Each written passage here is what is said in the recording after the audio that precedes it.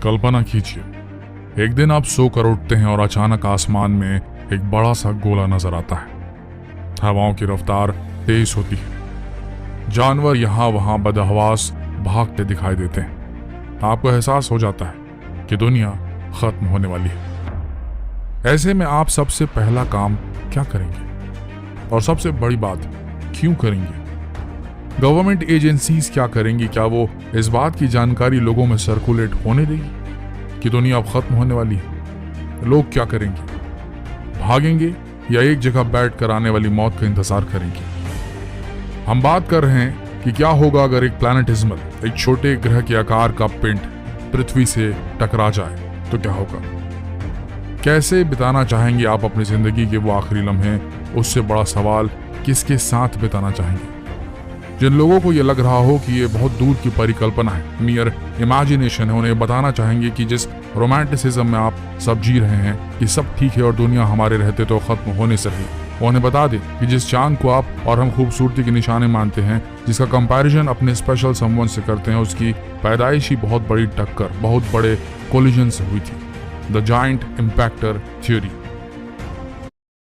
Mythology का geology से connection, यहाँ पे सेतु बना था। एस्ट्रोफिजिक्स का फिलॉसफी से संबंध, बड़े कोलिजन से हुई थी। The giant impactor theory.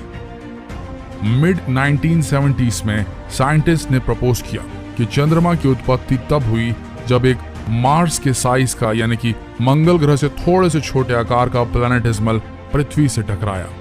बताया जाता है कि इस कोलिजन के सबूत, इस टक्कर के सबूत प्राचीन पैसिफिक ओशन में आज भी सुरक्षित हैं, और चंद्रमा की कंपोजिशन की जांच की गई तो पता चला ये तो पृथ्वी के मेंटल लेयर से बहुत कुछ मेल खाती है। बताया जाता है कि पृथ्वी का एक भाग और उस छोटे ग्रह का एक भाग मिलकर चांद बना। हालांकि ये इम्पैक्ट, ये टक्कर आज से 4.45 बिलियन ईयर्स पहले हुई थी, लेकिन ऐसा आगे ना होने की कोई गारंटी है नहीं। ऐसा ही एक और इम्पैक्ट हुआ था जिसने डायनासोर युग का अंत कर दिया था। बात यह है दोस्तों कि अगर आज अचानक ये पता चले आपको कि एक क्षुद्र ग्रह, एक प्लैनेटिज्मल पृथ्वी की ऑर्बिट में आने वाला है, टक्कर होने वाली है, तो क्या होगा? हमारी आज की तकनीक इतनी उन्नत नहीं कि वो एक ग्रह को उसकी अंतरिक्षीय पाथ से हटा सके। दुनिया के पूरे न्यूक्लियर बॉम्ब, सारे हाइड्रोजन बॉम्ब्स को भी अगर मिला दिया जाए तो ये पॉसिबल नहीं कि हम एक छोटे ग्रह की ऑर्बिट में उसके कोलिजन कोर्स को बदल सके। सोच कर देखिए ऐसे में क्या होगा। दुनिया भर की सरकारें क्या डिसीजन लेंगी? क्या इस अंतरिक्षीय खतरे की जानकारी आम कर दी जाएगी, या इस खबर को अंत तक के लिए गुप्त रखा जाएगा? हमारे पास ना तो फ्री एनर्जी है, ना ही एंडलेस सप्लाई ऑफ फूड जो हम किसी स्पेसक्राफ्ट में भरकर मुट्ठी भर लोगों को अंतरिक्ष में लॉन्च कर दे। कम से कम मानव जाति का कोई तो वंशज जिंदा बचे, पर यह भी संभव नहीं। तो होगा क्या? क्या स्थिति होगी लोगों की जब उन्हें पता चलेगा कि एक छोटा ग्रह ही पृथ्वी से टकराने वाला है? कैसे करेगी जनता रिएक्ट? कैसे बिताना चाहेंगे आप अपनी जिंदगी के वो आखिरी लम्हे? सोच कर देखिए। ऐसे में आप सबसे पहला काम क्या करेंगे, और सबसे बड़ी बात, क्यों करेंगे? क्योंकि मौत तो पक्की होगी, कुछ भी करके क्या फायदा होगा? कैसे दिलासा दिलाएंगे छोटे बच्चों को, अपने लव्ड वंस को, अपने पेरेंट्स को? कैसे बोल पाएंगे सब ठीक हो जाएगा जब पता है कि कुछ ठीक नहीं होने वाला? थिंक अबाउट इट, सोच के देखिए क्या करेंगे आप। ये सिचुएशन बड़ी ही इमेजिनरी लग रही होगी आपको, लेकिन स्पेस साइंस की माने तो यह असंभव नहीं। और प्रैक्टिकल लाइफ की बात करें तो हर रोज किसी न किसी के साथ ऐसा जरूर होता होगा कि उसे पता है कि मृत्यु निश्चित है, पर समाधान कोई नहीं। कैसा फील करते हैं ऐसे लोग प्रैक्टिकल लाइफ में? क्या करना चाहेंगे? सबसे पहले अपने अपनों को गले से लगाकर हर उस चीज की माफी मांगना चाहेंगे जो गलतियां आपसे हुई? ये कह नहीं सकते। टक्कर से एक हफ्ते पहले क्या होगा? ऐसा नहीं कि आसमान में अचानक लोगों को एक ग्रह दिखाई देने लगेगा। ये धीरे धीरे होगा। पहले एक ग्रह सा दिखेगा आसमान में जो धीरे धीरे बड़ा होने लगेगा, और फिर चांद के आकार का दिखाई देने लगेगा। धीरे धीरे इसका आकार बढ़ने लगेगा और लोगों को पता चलने लगेगा कि कुछ सही नहीं है। टक्कर के कुछ दिन पहले तक जैसे ही ये ग्रह चंद्रमा के ऑर्बिट में आएगा, बुरी चीजें होनी शुरू हो जाएंगी। समुद्र में 8 गुना ऊंची ऊंची लहरें बननी शुरू हो जाएंगी, ऊंची ऊंची सुनामी आनी शुरू हो जाएंगी, लेकिन तट में बसे शहर पूरी तरह सुनामी की चपेट में आ जाएंगे। उस ग्रह का ग्रेविटेशनल पुल जब पृथ्वी के ग्रेविटेशनल पुल को अपनी तरफ खींचेगा तब ऐसा होना शुरू होगा। तूफान आएंगे, ऐसे में लोगों को भारी क्षति होनी शुरू हो जाएगी। टक्कर से 28 घंटे पहले, ठीक 28 घंटे पहले, जब क्षुद्र ग्रह और पृथ्वी एक दूसरे के कोलिजन कोर्स में आ जाएंगे तो मेगा सुनामी आनी शुरू हो जाएंगी। मेगा टोर्नेडोस आएंगे जिनकी कैटेगरी किसी भी स्केल में मापी नहीं जा सकेगी। वोल्केनोज इरप्ट होने शुरू हो जाएंगे, ज्वालामुखी फटेंगे। क्षुद्र ग्रह और पृथ्वी दोनों की ग्रेविटेशनल पुल एक दूसरे को खींचेगी और टक्कर की प्रोसेस तेज हो जाएगी।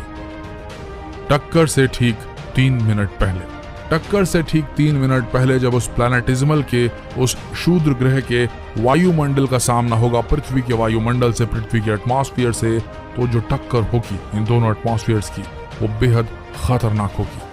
सब कुछ बेहद तेजी से भाप बनकर उड़ना शुरू हो जाएगा, कुछ नहीं बचेगा। इतना तापमान होगा कि क्या बिल्डिंग, क्या ब्रिजेस, क्या शहर, सब भाप बनकर उड़ जाएंगे। टक्कर होने के बाद जैसे ही ये टक्कर होगी, उस प्लैनेटिज्मल का कोर पृथ्वी के कोर में समा जाएगा और दोनों के कोर मिलने से जबरदस्त ग्रेविटेशनल पुल जनरेट होगा, जिससे पृथ्वी खुद अपने आप कोलैप्स होनी शुरू हो जाएगी, अपनी ही ग्रेविटेशनल पुल में खिंच जाएगी। बची रह जाएगी तो स्पेस डेब्रिस, पृथ्वी के टुकड़े जो किसी और ग्रह के ऑर्बिट में ओवर द पीरियड जाकर चक्कर काटने लगेंगे। आपको बता दें कि हमारे मिल्की वे गैलेक्सी में ऐसे बहुत से मीटियोर बेल्ट्स हैं जो कई ग्रहों के नष्ट होने से बनने के सबूत हैं। अब आप सोच कर देखिए, क्या पृथ्वी के पास अनलिमिटेड टाइम है? क्या मानव जाति के पास अनलिमिटेड टाइम है? क्या हमें आज से ही सोचना नहीं शुरू कर देना चाहिए? क्या यह सच नहीं कि हमने ऑलरेडी हवा और पानी और हर चीज पूरी तरह पॉल्यूट कर दी है? तो अब क्या फर्ज होना चाहिए इन सरकारों का जो हम आम लोगों पर राज करती है?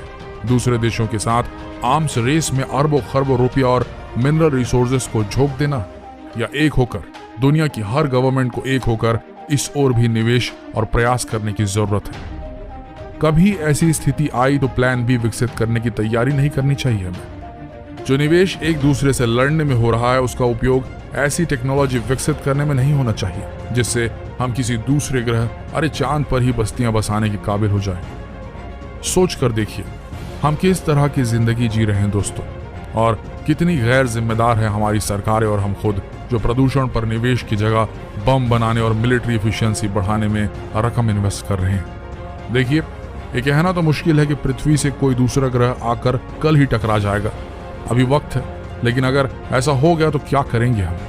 इसलिए बोला जाता है कि जब तक जिंदगी है उसे सही रास्ते पर रखना जरूरी है। अपने अपनों को समय और महत्व देना बहुत जरूरी है। जो जरूरी है उसे वक्त देना जरूरी है, क्योंकि कब वक्त खत्म हो जाए ये कोई कह नहीं सकता। इसलिए अपने आप को वहीं इन्वेस्ट कीजिए जहां जरूरी है, कहीं और नहीं। धन्यवाद।